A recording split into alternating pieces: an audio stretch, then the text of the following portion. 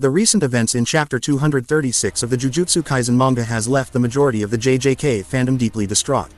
And as if that wasn't enough, the latest episode of Season 2 of the anime has presented to us Gojo getting sealed. Seems like Gege Akutami and the production team behind JJK don't want the fans to recover from their state of despondency. Though it's understandable and somewhat okay for fans to express their displeasure on how the events in the series has been conveyed. It's not okay for fans to threaten the life of a creator because he's just doing his job, which is to create a great series we as fans are invested in, one way or another. But like I said in my previous video, which you can go check out, this is the price of been too good. The creator of Jujutsu Kaisen has written such a great and lovable character that getting rid of him from the story has turned into a big problem of its own. Gege Akutami, and even as the fans knew that in order for the story to progress and have more meaning, the Madara treatment had to be handed to Gojo as a necessity. I remember when I was first introduced to Jujutsu Kaisen, I didn't feel too keen to follow the series because it had such an overpowered character like Gojo. And I also didn't like the fact that this overpowered, annoying and arrogant, or should I say overconfident character stole the show from the main character Yuji Itadori. Don't get me wrong, I don't really mind a character in a series overshadowing the main character as the star of the show, like how Captain Jack Sparrow replaced Will Turner in Pirates of the Caribbean as the main attraction of the franchise, or how Captain Levi was the fan favorite in the Attack on Titan series. Well, maybe that was before Sigma Eren came into the picture, but in JJK it was different and somewhat annoying. Whenever I saw Gojo smiling and having fun in a series that he wasn't meant to be the main star of, I always interpreted it as Gojo enjoying having to steal the show from Yuji Itadori, and that really pissed me off, which is where my initial dislike for Satoru Gojo stemmed from. But now, having softened up on Gojo, thanks to Season 2 making him seem more human and less of an overpowered unstoppable entity, I can clearly see Satoru Gojo as one of the greatest characters to exist in not just anime, but all of fiction combined. And having such a great character in a story doesn't usually help the story to progress as it should, especially if such characters are not the main character. Thus, the annihilation of such a character is necessary, and more importantly the execution of removing said character from the story. Many people online have pointed out how the death of Gojo isn't really the problem, but the way they executed it is.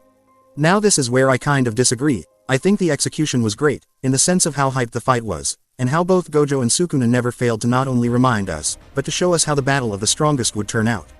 Could it have been done better on both Gojo and Sukuna's side? Most definitely. But because it could have been done better doesn't mean it wasn't okay the way it was.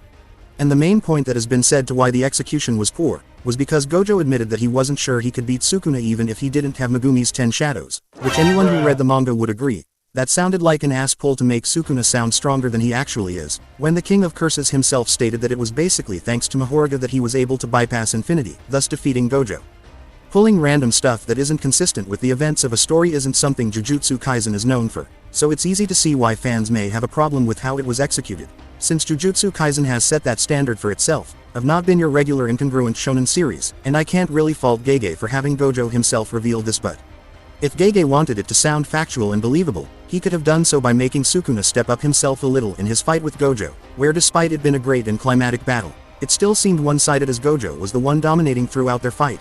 You could say Sukuna wasn't using his full strength and clearly that wasn't even doing much to Gojo, so Sukuna should have raised the volume a bit himself to show how truly powerful he is. Since he could do that with Jago and Mahoraga, so I don't see why he shouldn't with Gojo.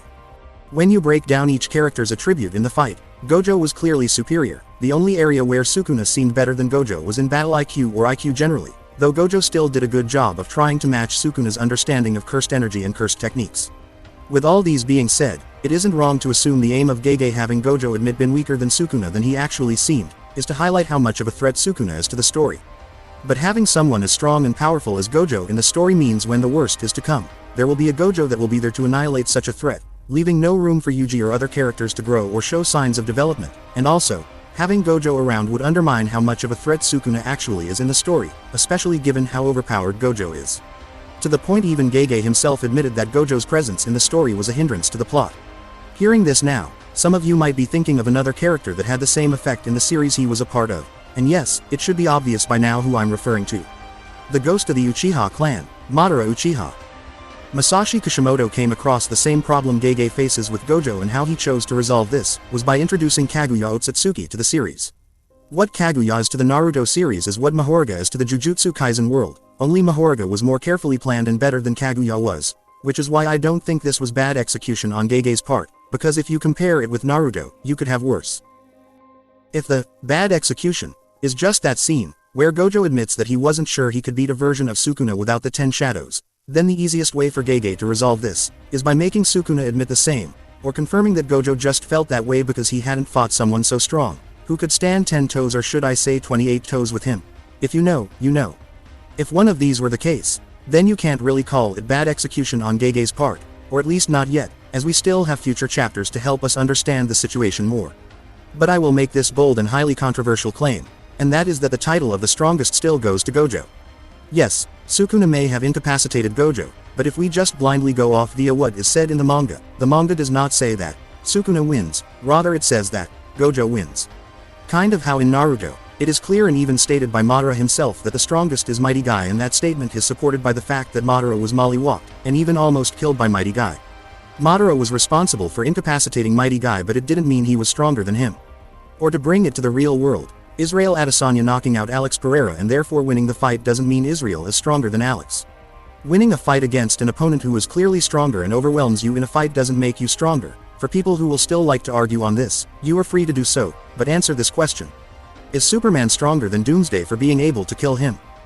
Though, Sukuna still has a chance to prove me wrong, and it depends on what his hidden techniques are, and how efficiently he uses them. Now to face the Gojo fanbase. Gojo isn't the last man standing and so has lost the battle to Sukuna.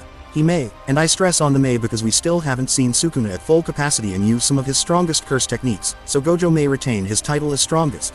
But Sukuna clearly outwits Gojo, as he should, because Sukuna is more calculating than Gojo, and Sukuna is the one responsible for bringing Gojo down, not Mahoruga, as Mahoruga is just a tool in Sukuna's arsenal, because think about it, if Megumi was in control of Mahoruga, he won't be able to defeat Gojo, and Mahoruga won't be able to kill Gojo. I think a lot of the fanbase forgets Sukuna didn't actually steal Mahoruga, but earned him, by being able to tame the Shikigami, which has never been done before.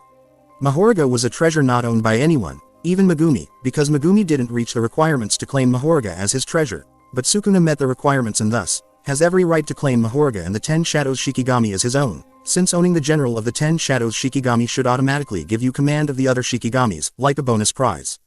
All this to say, Sukuna has bested Gojo and wins the fight, and it is what it is.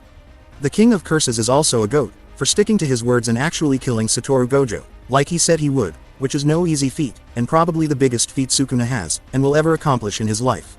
Plus Sukuna scored a knockout against Gojo, tying the knockout score to 1-1. The end is here for Gojo unfortunately, but it is a necessary end that many in the JJK community understand needs to happen. And we should try to make peace with that fact. Side note. Love how gruesome Gojo's death was. Really befitting of a great character having the greatest battle of his life. This is I am not a weeb and I really appreciate you for reaching this far. If you enjoyed this video, and want to support the channel, consider subscribing and leaving a like on the video, to help me create more interesting content like this. See you in the next video. God bless. Tornado.